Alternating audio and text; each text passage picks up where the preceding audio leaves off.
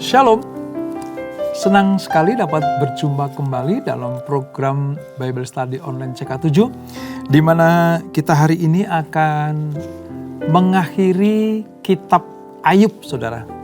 Di pasal yang ke-42 itu merupakan pasal terakhir dari kitab Ayub.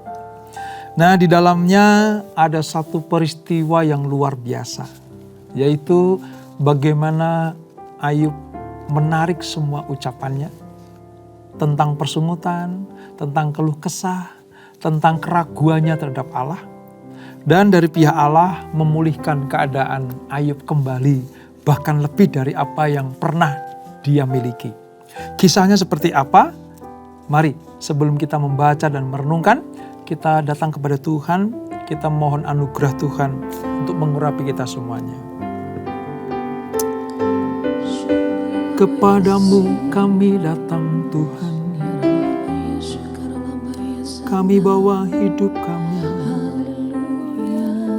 kami bawa sembah kami, hanya kepadamu kami arahkan, hanya bagimu Tuhan, pencipta segalanya.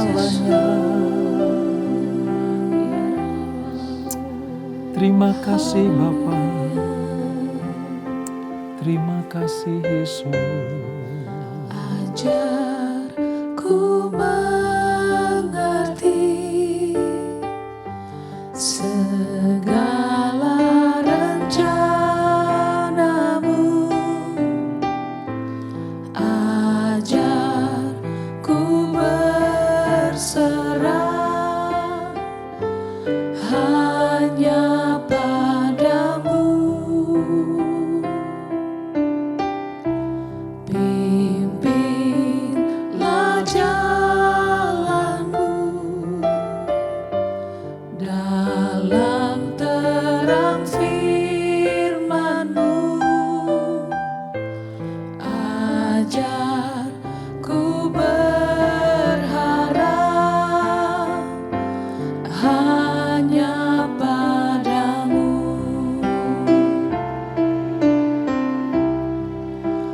Bapakku,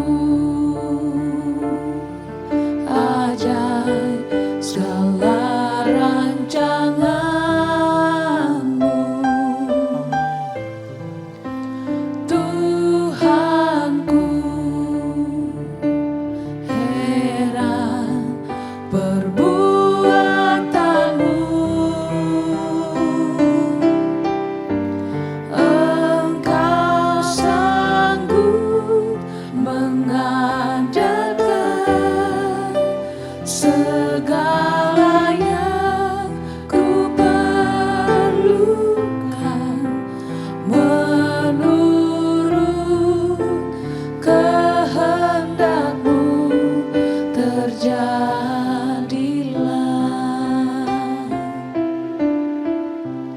Ajar ku mengerti segala rencanamu,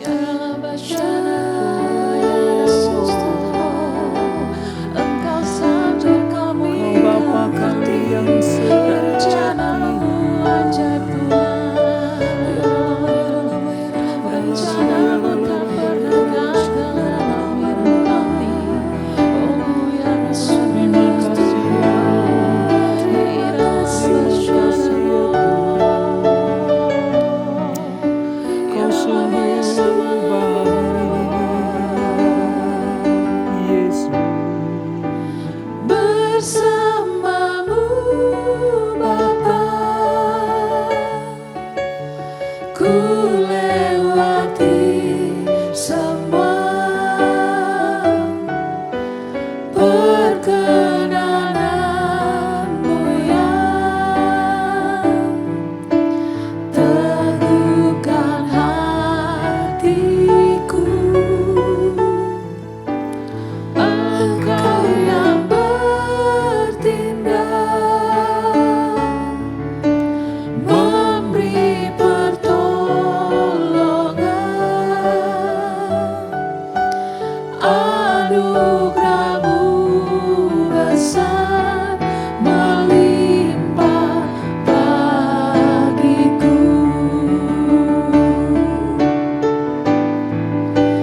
Bersama-Mu Bapa,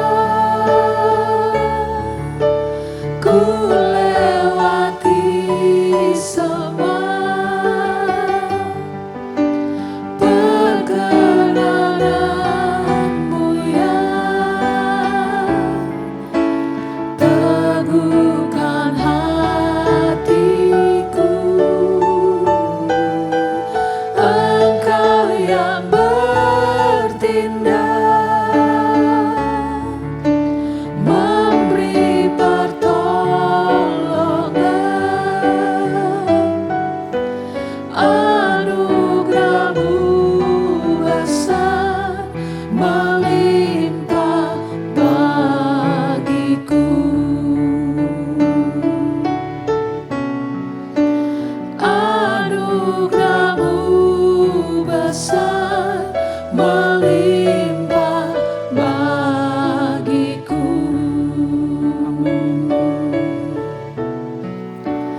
Anugerah-Mu besar melimpah bagiku. Amin Tuhan. Pujian adalah pujian iman kepada Engkau, bahwa di dalam Engkau ada pemulihan, ada anugerah, ada kemuliaan yang Tuhan sediakan buat kami semuanya. Engkau Bapa kami, Engkau Tuhan kami, Engkau Allah kami. Sebentar kami akan melanjutkan pembelajaran kami Tuhan. Urapi kami supaya kami mengerti apa yang Tuhan firmankan. Dengan demikian kami akan hidup seturut dengan firman-Mu. Di dalam nama Yesus, mari yang siap belajar firman Tuhan. Sama-sama kita katakan amin. Pada akhirnya kita akan mengakhiri kitab Ayub saudara di pasal yang ke-42. Bagaimana di pasal ini Ayub mencabut perkataannya. Lalu dia menyesalkan diri, artinya dia menyesal dari apa yang pernah terpikirkan tentang Allah, yang diucapkan dalam keluh kesahnya, dan mungkin dalam kegundahan hatinya. Kadang mempertanyakan, adakah Allah ketika aku menghadapi hal seperti ini. Nah, ini dicabut kembali saudara. Setelah dicabut kembali, Allah memulihkan Ayub. Keadaan Ayub dipulihkan. Bahkan mendapatkan harta benda, anak-anak yang luar biasa. Mari kita baca ayat 1 sampai ayat ke-6 terlebih dahulu. Bagaimana Ayub mencabut perkataannya. Maka jawab Ayub kepada Tuhan, aku tahu bahwa Engkau sanggup melakukan segala sesuatu dan tidak ada rencanamu yang gagal. Firman-Mu, siapakah dia yang menyelubungi keputusan tanpa pengetahuan? Itulah sebabnya tanpa pengertian aku telah bercerita tentang hal-hal yang sangat ajaib bagiku dan yang tidak ku ketahui. Firman-Mu, dengarlah, maka akulah yang akan berfirman. Aku akan menanyai Engkau, supaya Engkau memberitahu aku. Hanya dari kata orang saja aku mendengar tentang Engkau, tapi sekarang mataku sendiri memandang Engkau. Oleh sebab itu, aku mencabut perkataanku dan dengan menyesal aku duduk dalam debu dan abu. Ini saudara. Di kitab Ayub pasal yang terakhir ini kita mendapatkan sebuah gambaran yang sangat-sangat ilahi.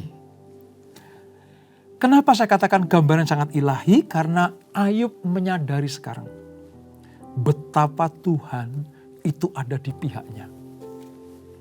Yang kedua, kita mengerti bahwa Tuhan tidak pernah meninggalkan Ayub. Sama seperti Tuhan tidak pernah meninggalkan anak-anaknya, yaitu saudara dan saya, ketika sedang menghadapi pergumulan yang berat ini.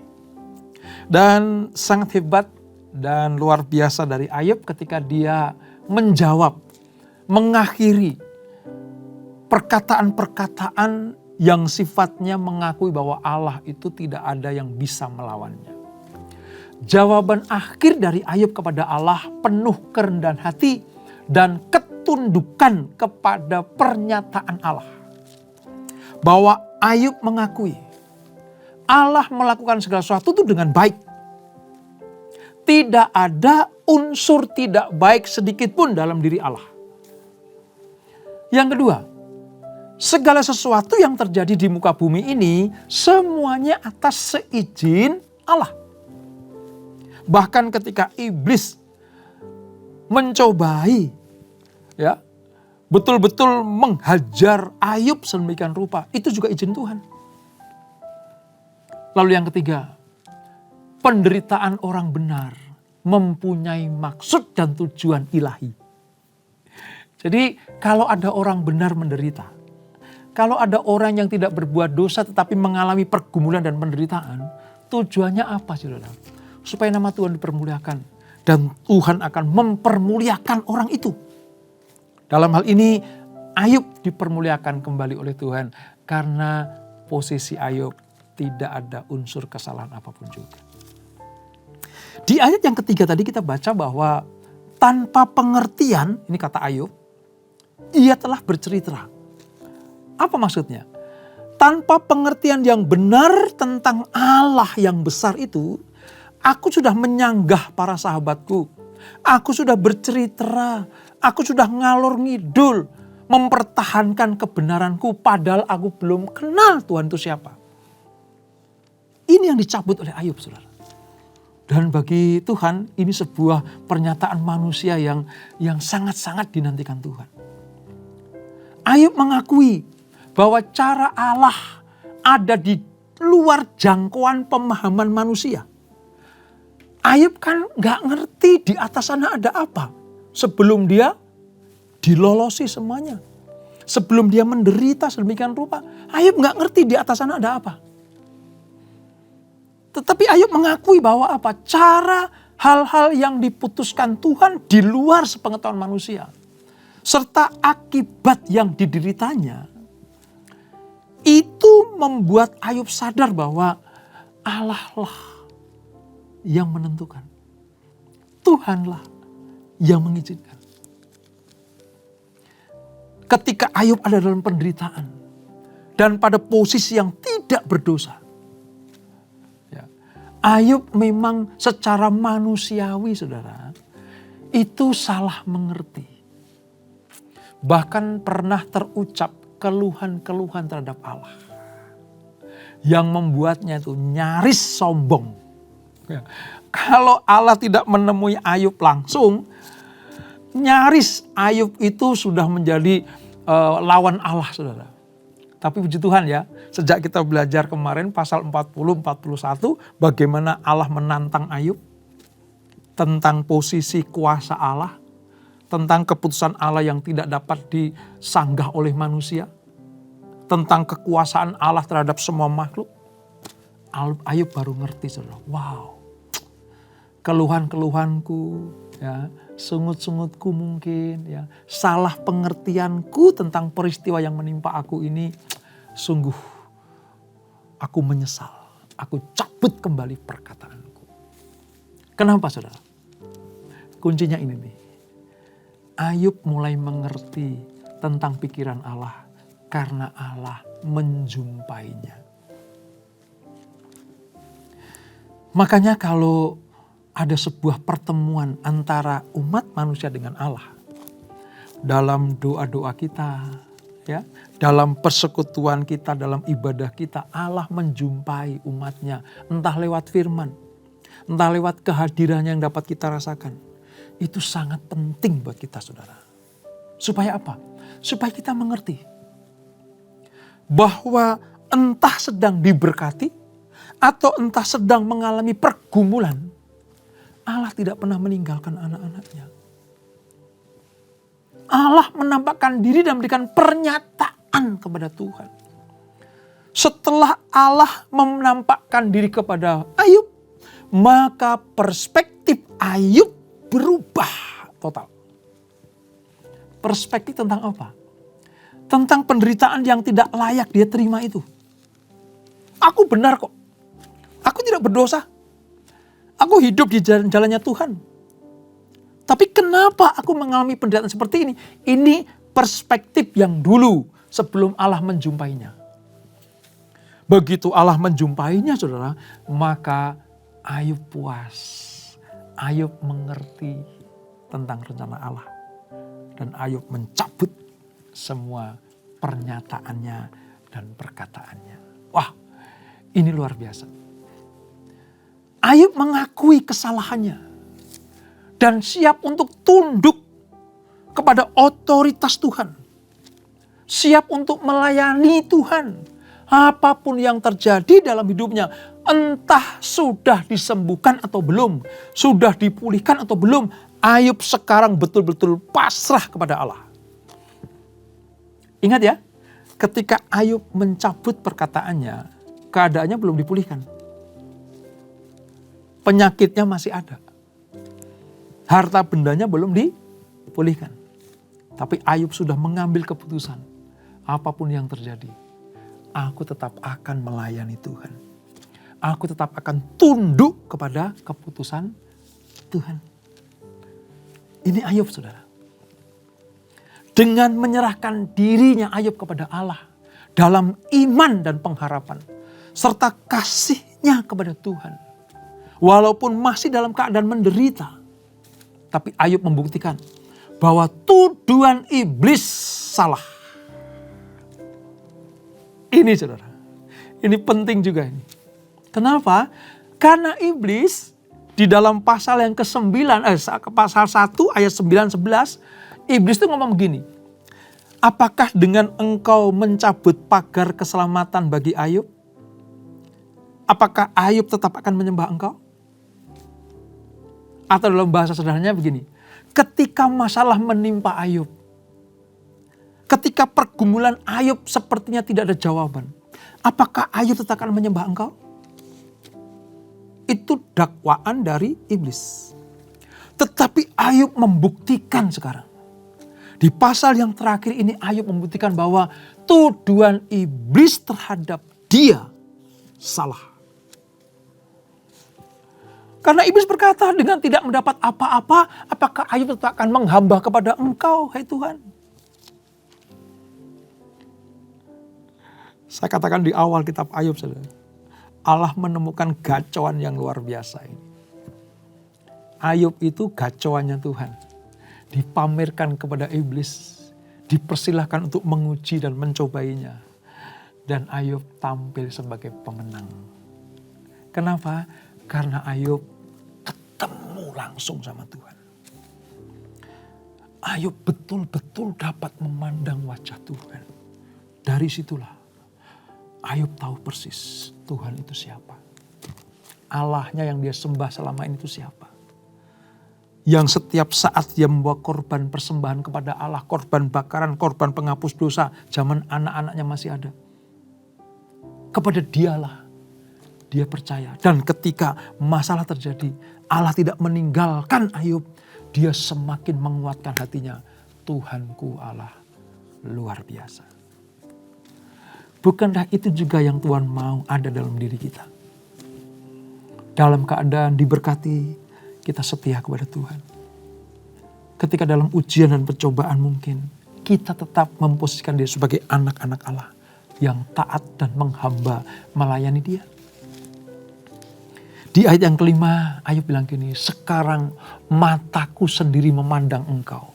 Wah, ini sebuah pernyataan yang adikodrati. Saya bisa membayangkan ya, bagaimana Ayub memandang wajah Tuhan. Sebab inilah yang selalu dirindukan Ayub. Ayub ingin selalu melihat sang penebus. Kini kerinduannya ini menjadi kenyataan dan terpenuhi, saudara. Saya sangat terharu sekali bagaimana Daud punya hati yang rindu. Aku pengen melihat Tuhan, aku pengen ketemu sama Tuhan, aku pengen memandang wajah sang penebus itu. Puas bagiku kalau Tuhan menampakkan diri kepadaku. Sebab Ayub tahu persis, kalau Tuhan datang, jawaban pasti ada. Kalau Tuhan hadir, jalan keluar pasti ada. Dan itu terjadi. Melalui pengalaman pribadi ini, Ayub diubahkan oleh suatu kesadaran akan pengampunan.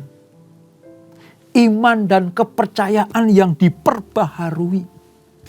Dan tentang kebaikan Tuhan.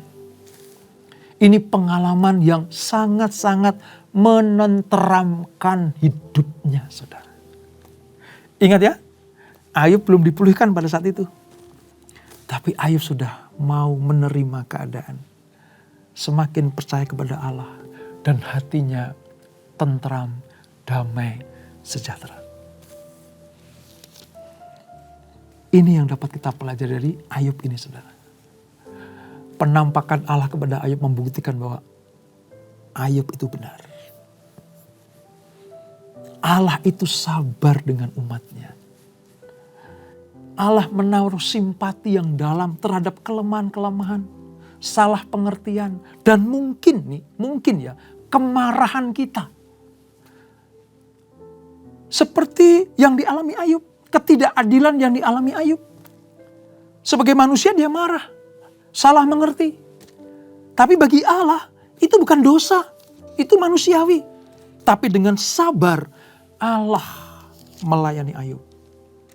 Allah menantikan waktu yang tepat sehingga Ayub sadar dia siapa dan Allah itu siapa. Wow, luar biasa. Lalu di bagian pertama tadi ditutup dengan menyesal. Aku duduk dalam debu dan abu. Kata menyesal yang diucapkan Ayub ini, saudara, ini punya arti bahwa Ayub memandang dirinya, bahkan kebenaran moralnya itu hanya ibarat debu atau abu di hadapan Allah yang sangat besar dan kudus itu. Ayub sadar sekarang, sehebat apapun sanggahanku, sehebat apapun alasan-alasan yang aku utarakan kepada Allah Sang Pencipta, di hadapannya cuman abu dan debu, gak ada artinya. Mengapa Ayub punya pandangan seperti itu? Karena dia sudah tahu, sudah mengalami, sudah ketemu Tuhan sendiri. Keluh kesah Ayub, ya, kelemahan-kelemahan Ayub, bagi Allah itu bukan dianggap sebagai sebuah dosa, karena memang itu manusiawi. Allah justru pengen anak-anaknya, dalam tanda petik ya, berperkara dengan dia, bercengkerama dengan dia.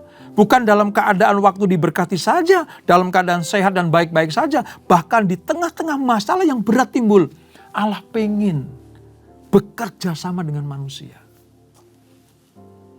Di pihak Ayub, manusia yang fana itu menyesal atas apa yang diucapkannya, atas pikiran dan suasana hatinya.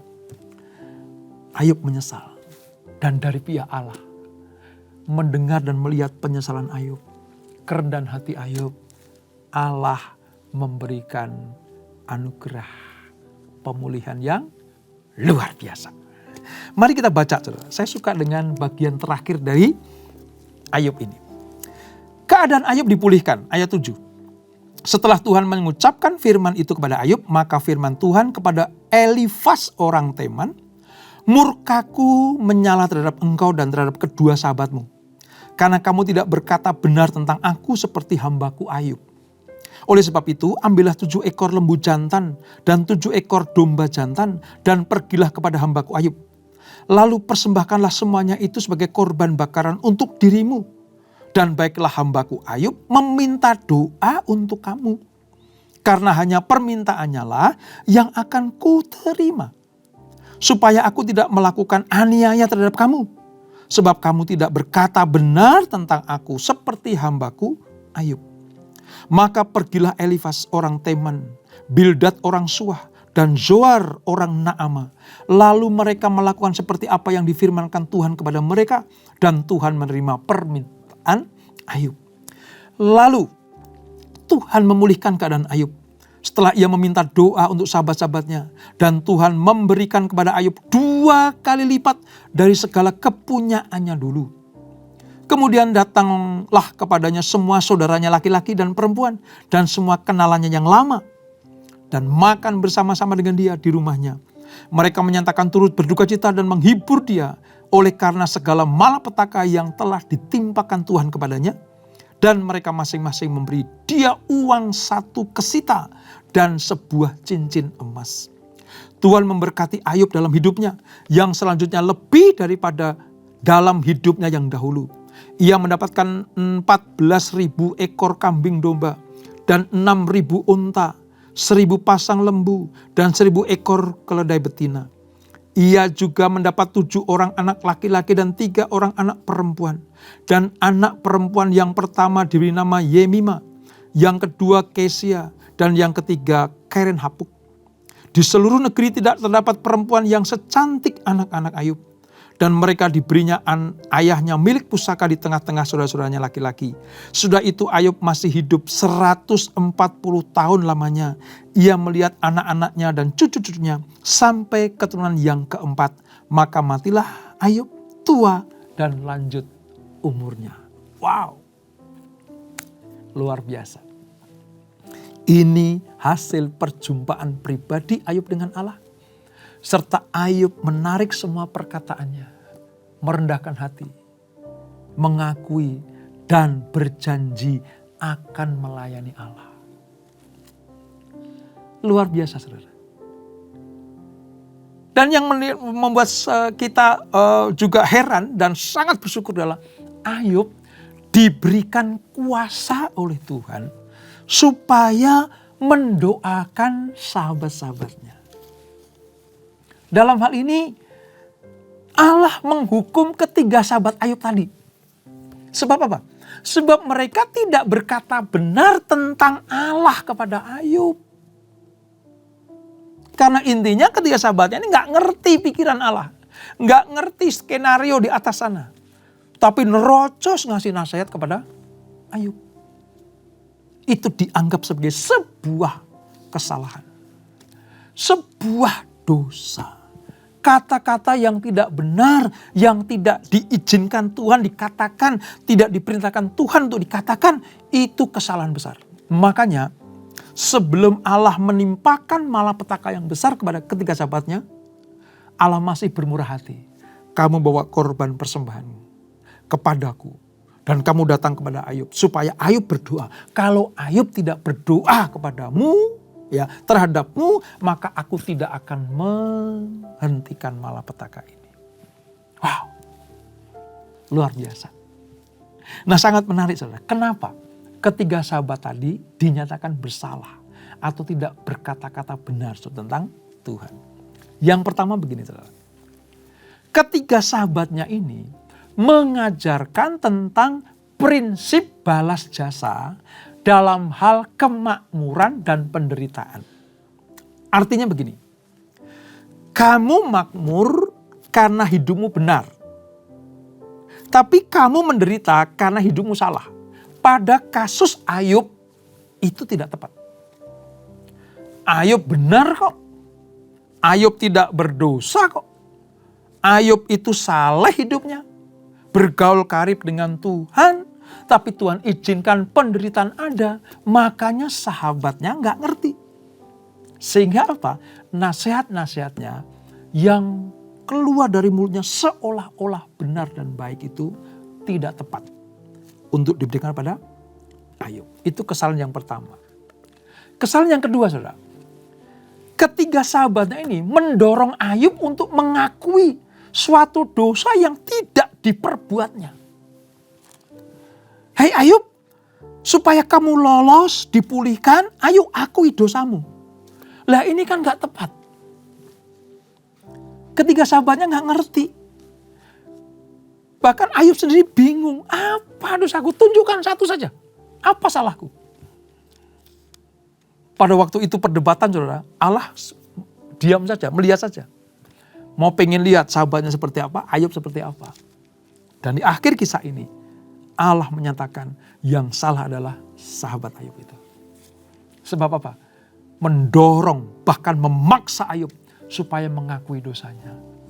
Sebab dia mengalami penderitaan karena kamu berdosa di depan Tuhan. Padahal tidak. Itu kesalahan. Nah yang ketiga, mereka berbicara, ketiganya ini berbicara dengan angkuh. Ketika menyatakan bahwa Allah mendukung beberapa doktrin dan teologi yang mereka anut tapi salah. Itu kesombongan, saudara. Secara singkat begini, kalau nggak ngerti-ngerti tentang rencana Allah, udah jangan ngomong. Kalau ada orang, sahabat kita, saudara kita, sesama kita, ya, rekan-rekan kita yang sedang menderita, kalau kita nggak ngerti masalahnya, udah jangan ngomong. Sebab kalau kita ngomong, nanti kalau kita nggak tahu masalahnya, itu dianggap salah loh di hadapan Tuhan. Dan kalau kita tidak bertobat, mencabut perkataan kita, hukuman akan menimpa kita. Ya. Kalian semuanya salah, tidak ada yang benar seperti hambaku Ayub. Wah, luar biasa ini. Ayat 7 itu bilang seperti itu. Allah menyatakan bahwa apa yang dikatakan Ayub itu benar. Bahkan ketika dia berkeluh kesah, ketika dia mengungkapkan unek-uneknya, Allah tidak bermaksud bahwa segala sesuatu yang dikatakan Ayub itu sungguh tepat. Tetapi bahwa tanggapan Ayub terhadap ketiga temannya yang sangat jujur di hadapan Allah. Jadi Ayub itu jujur di hadapan Allah dan jujur di hadapan sahabat-sahabatnya. Itu yang membuat Tuhan berkenan kepada Ayub. Saudara di pihak siapa? Kalau di pihak Ayub, tetap pertahankan imanmu kepada Tuhan. Bahkan di tengah penderitaan sekalipun. Tapi kalau saudara di pihak seperti sahabat-sahabatnya, ayo hati-hati. Jangan pernah menilai sesuatu dari apa yang kita lihat dengan mata jasmani kita. Kalau kita nggak ngerti, kalau kita nggak tahu, nggak paham, diam saja. Lebih baik bersimpati dalam doa. Supaya mengerti kehendak Allah. Ini yang Tuhan tegur sahabat-sahabat. Dan singkat cerita, Allah menyebut Ayub itu sebagai hambaku. Wah, saudara, hambaku Ayub. Dan 2 kali, saudara, Allah ya menyatakan bahwa doanya diterima. Doa Ayub diterima. Ayub dipulihkan sepenuhnya dan diberikan kekuasaan rohani dari Allah kepadanya untuk memulihkan sahabatnya. Dan Ayub akan didengar doa syafaatnya untuk ketiga sahabatnya. Karena kedudukan Ayub sekarang berbeda. Dia apa? Hambaku. Maka doa Ayub terhadap untuk sahabat-sahabatnya didengar Allah.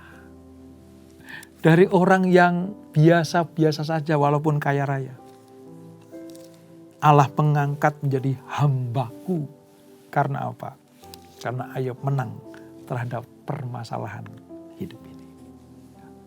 Dan di akhirnya saudara, Allah memberikan kepada Ayub 2 kali lipat dari apa yang pernah hilang dulu. Wow. Ini menandakan bahwa apa? Kalau Allah memulihkan enggak setengah-setengah. Allah enggak kasih berkat pada anaknya setengah-setengah. Enggak.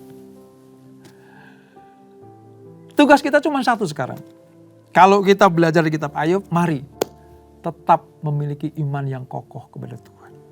Tetap percaya kepada Tuhan. Di tengah penderitaan sehebat apapun, Tuhan tidak pernah meninggalkan kita. Berkata-katalah dengan benar, miliki hati yang berhadapan Tuhan. Maka kita disebut sebagai orang-orang yang akan mendapatkan kasih sayang dan belas kasihan Tuhan. Saya ingat saudara, di dalam Yakobus 5 ayat 11. Ya, berbicara tentang apa? Kamu telah mendengar tentang ketekunan Ayub. Ayub tekun dalam penderitaan, dalam imannya kepada Allah. Dan kamu telah tahu apa yang pada akhirnya disediakan Tuhan baginya. Karena Tuhan Maha Penyayang dan penuh belas kasihan. Jadi Yakobus dalam suratnya menegur, memberikan nasihat buat kita semuanya. Lihat ketekunan Ayub. Kamu tahu pada akhirnya seperti apa. Orang yang tekun bersama dengan Tuhan di tengah penderitaan sekalipun, maka Allah akan memulihkan keadaannya. Bahkan 2 kali lipat, bisa berlipat-lipat dari apa yang pernah terhilang dari kehidupannya. Tetap setia kepada Tuhan, setia, sabar dalam penderitaan, pikul salib dengan sukacita, supaya nama Tuhan dipermuliakan. Dan tiba saatnya kita mendapatkan mahkota kehidupan. Dan itulah seluruh rangkaian kitab Ayub dari pasal 1 sampai dengan pasal yang ke-42 tentang jagoan Allah yang luar biasa. Dan biarlah Tuhan menemukan jagoan-jagoan di akhir zaman, yaitu saudara dan saya. Kita berdoa. Bapa, terima kasih untuk anugerah-Mu. Kami menyelesaikan kitab Ayub. Kami mengerti sekarang bahwa di tengah-tengah penderitaan orang benar, Allah tidak pernah meninggalkan. Sebab itu diizinkan Tuhan, maka Tuhan yang bertanggung jawab. Dari manusia biasa saja, walaupun kaya raya, tapi tiba-tiba menderita dengan luar biasa. Namun Ayub dipulihkan, statusnya bukan manusia biasa lagi, tapi hambaku, kata Tuhan. Hamba Tuhan, Ayub hamba Tuhan ini.